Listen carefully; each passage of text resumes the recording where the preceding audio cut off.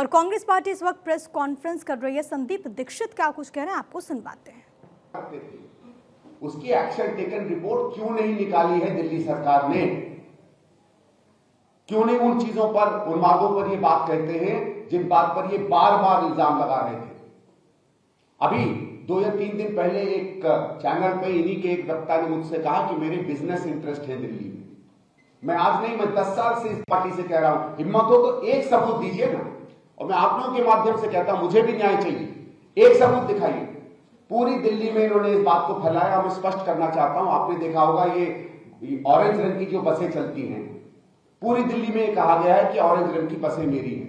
मैंने एक पत्र लिखा आज से 3-4 महीने पहले डिम्स को। मैंने कहा साहब, डिम्स में अगर मेरी बसें चलती हैं तो पिछले 10 साल में मुझे तो 1 रुपया किराया नहीं आया है। या तो मुझे किराया भेज दीजिए या स्पष्ट कर दीजिए बसें किसकी हैं। मेरे पास तो अभी तक डिम्स का जवाब नहीं आया।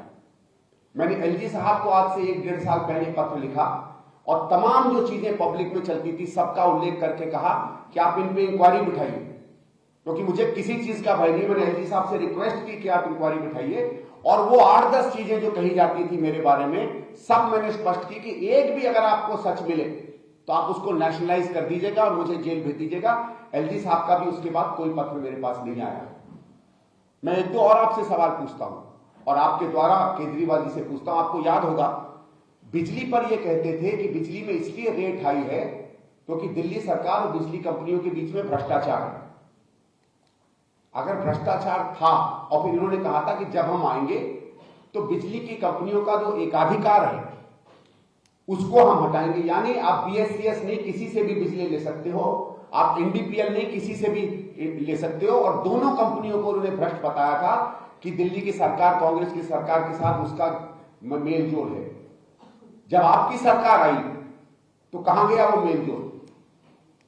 एक कंपनी बताइए, एक कदम बताइए जिसमें आपने इन कंपनियों पर एक भी सवाल उठाया हो। इन्होंने कहा था कि भ्रष्टाचार है जिस कारण से रेट हाई है।